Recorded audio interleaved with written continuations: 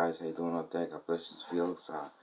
Just wanted to make this video and basically just wanted to entitle it, a call to prayer. Um, just got done listening to Brother Raymond Woodman's preaching at a deep conference and just talking about prayer.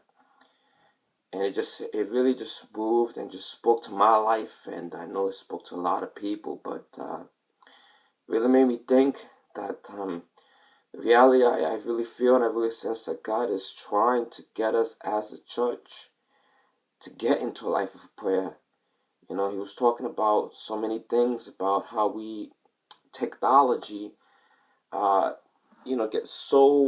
becomes sometimes an addiction, could become an idol, and sometimes we spend more time on Facebook or Twitter.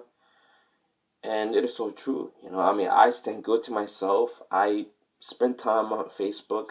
I try not to spend too much time. The time I do spend is either uploading scriptures or encouraging people. But we're all guilty. We all spend time on these things. And it just really spoke to my heart. And he was just saying how we can hinder, as we spend time on these things, texting people and all this, we can hinder from hearing God's voice. And it just really spoke to my heart because he was talking about how prayers was going to keep us through these hard times, through these hard struggles. And we know that we are all facing hard times and hard struggles now. And we even see even loved ones, even friends that have walked away or walking away from the truth or walking away from God.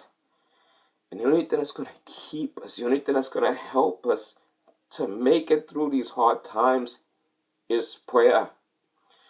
It really just spoke to my life because so many times as apostolics, we go to these conferences, these great mighty conferences, and we come back and we're fired up, ready to take on the world. We pray for like a couple of days at the altar, and then before you know it, we slack off and we don't pray too much anymore, and that should not be.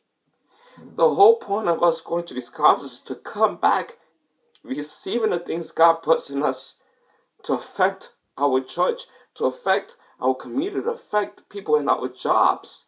And we need, as men and women, we need to start living a mighty life of prayer.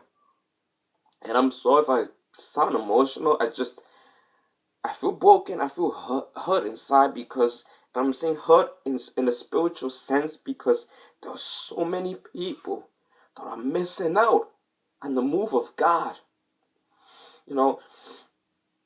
God has promised revival and God is going to bring it. But like Brother Ryan preached and even our pastor, revival is going to require some hardship. It's going to require some suffering. See, God has to prepare us for what he's going to do. And if we're not prayed up, we can't really experience and have the benefits of this revival. I am so glad what God is doing. I'm glad that he has chosen us to be part of this revival. And I know, without a shadow of doubt, I know that this revival is already happening. It's happening. The thing is, we don't see it because we are too busy looking through our carnal eyes instead of looking through the Spirit. But if you look through the Spirit, you see the revival is happening. But we've got to learn how to continue to grow and how to continue to trust and build a life of prayer. I'm going to share some things. I'm guilty, okay? There's been many times in my life where when I've been, say, maybe on Facebook or maybe I've been playing games, sometimes I've been guilty, or sometimes I literally sometimes will spend, and we don't realize, sometimes we can spend an hour, half an hour, either on Facebook or playing a game. And when I found that in my life, I'm like, man, that's time I could have been spending in prayer. I could have spent in the Word, So I share these things with you, not that, see, I'm not perfect. I'm not saying that I revived. I have my failures just like you. And I'm imperfect just like you. But As I make these videos, I speak to myself and encourages me because we need each other. We need to build on prayer. Prayer is the only thing that's going to help us. Prayer is the only thing that's going to sustain us. Now, I'm not saying it's wrong to be on Facebook. I'm not saying it's wrong to be on Twitter.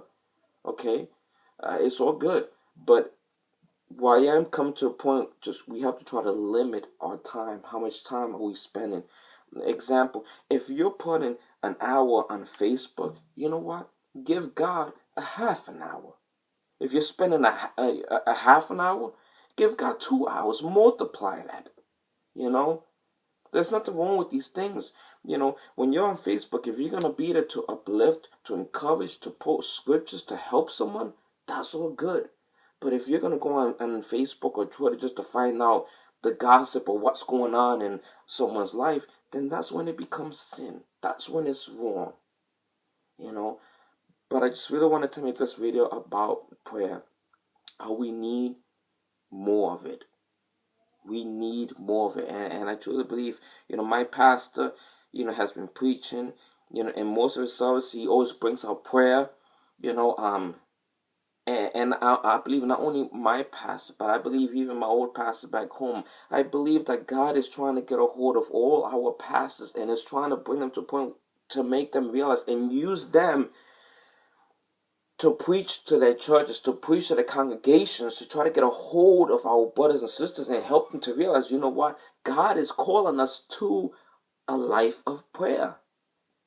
They don't preach these things just to preach it or to crush your feelings or make you feel bad. God is trying to make them realize, you know what? My people need prayer. They need prayer. It's the only thing that's going to help them. And that's why God lays it on pastor's heart.